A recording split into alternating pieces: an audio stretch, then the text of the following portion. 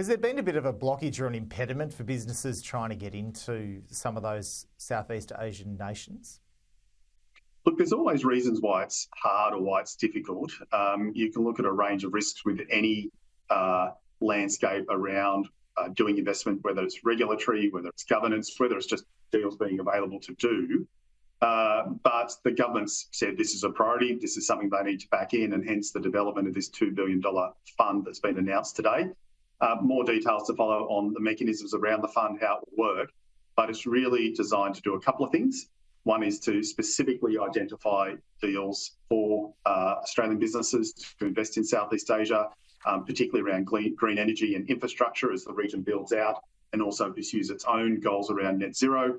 But to build the capacity or to create the pathways, if you like, for more private sector investment to come in. So if the government plays its role in terms of identifying potential deals, what are the investment models, and then showing some successes, then there's a belief that that will bring in more private sector investment to the region as well.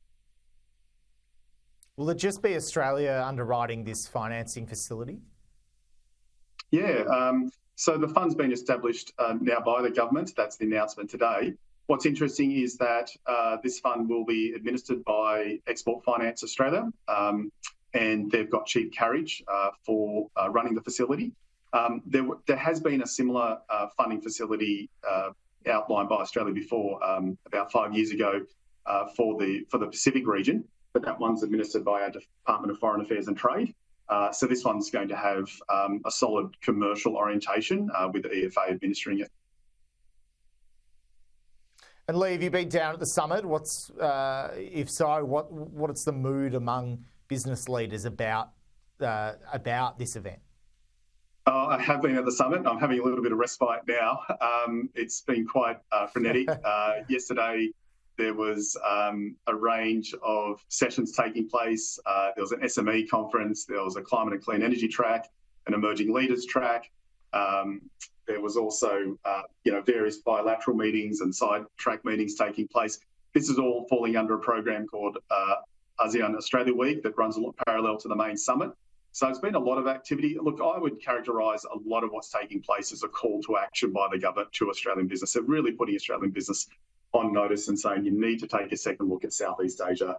The numbers themselves are compelling, but there are relationships there to be built out. There's more opportunity around diversification.